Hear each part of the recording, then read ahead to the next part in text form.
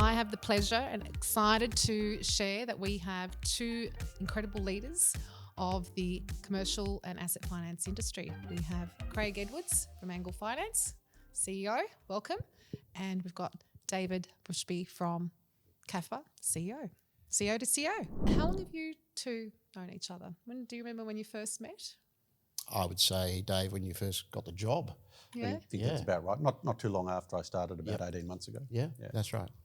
And you've had a long-standing relationship with CAFBA, being in the industry for 30 years? 100%. I can remember when it was the brainchild of like David Gandolfo and Terry Moody, two state industry associations back then. You're more powerful together than you are separate. It was a great initiative. Not easy to do.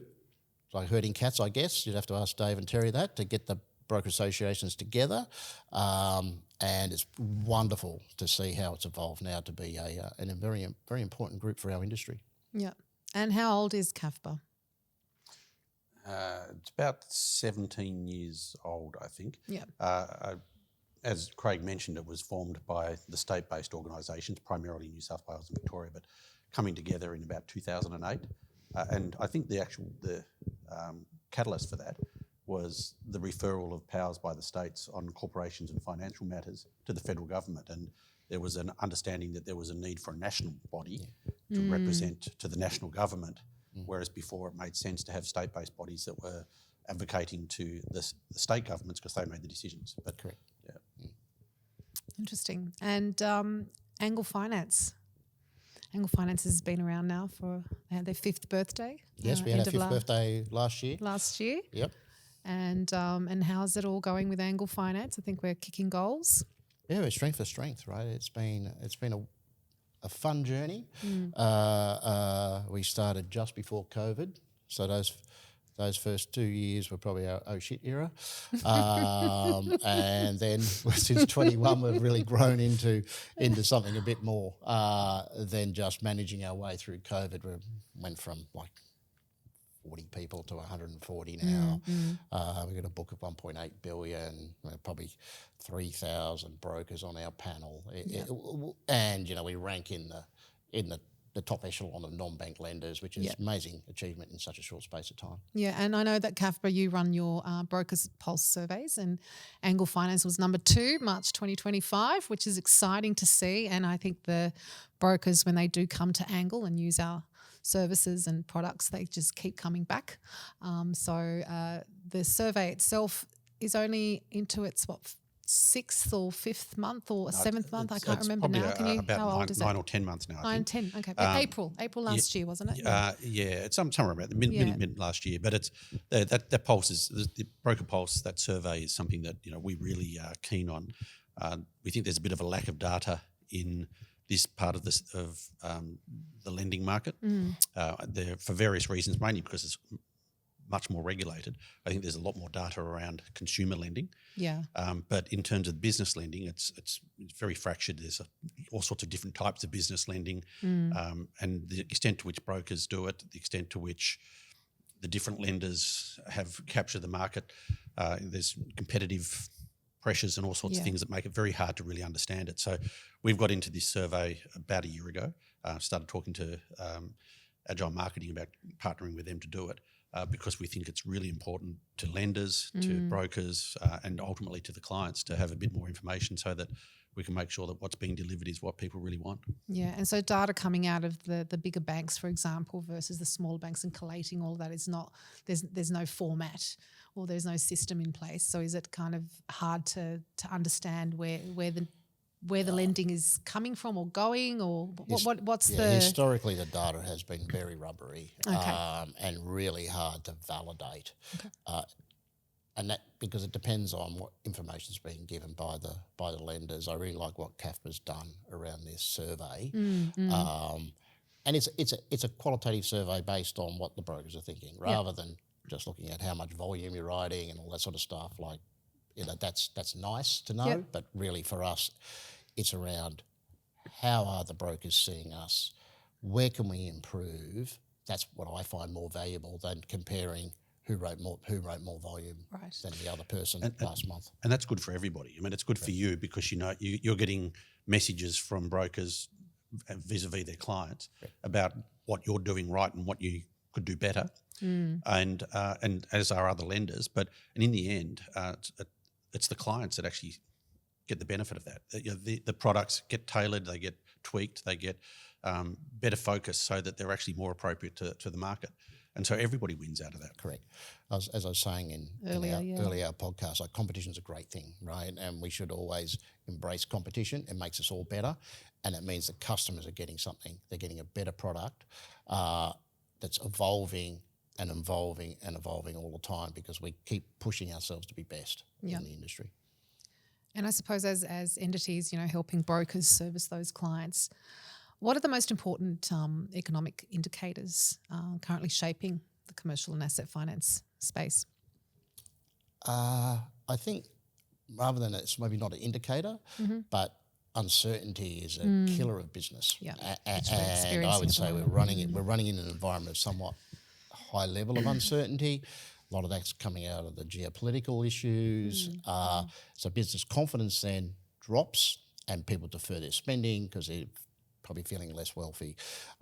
So we look at GDP as one indicator. Obviously, interest rates are another one.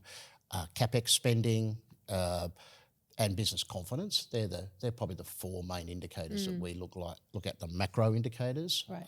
At a micro level, we're more looking at business insolvencies, where they're happening, our own hardship data, and that helps us redirect our lending priorities.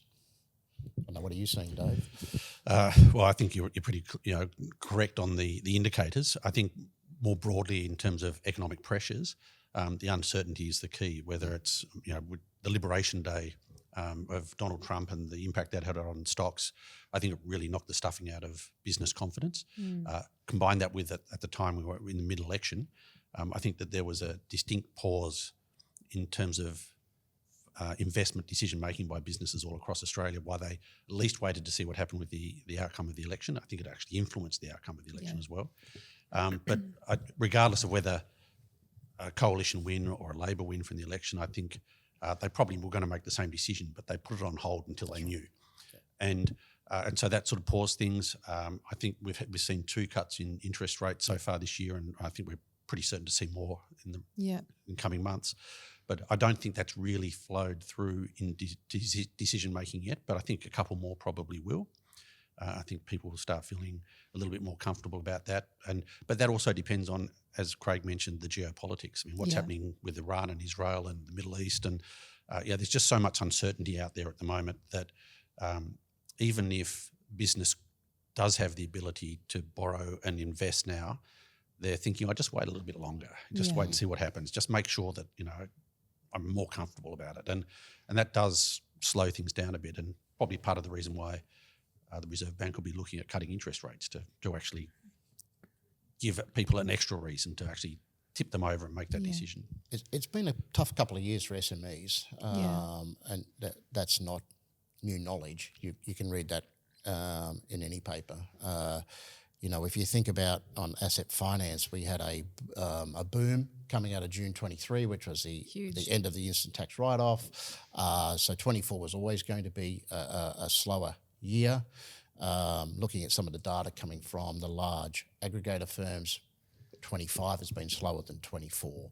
And I think that's indicative of softer business confidence, sluggish economy in terms of GDP, which is slowing.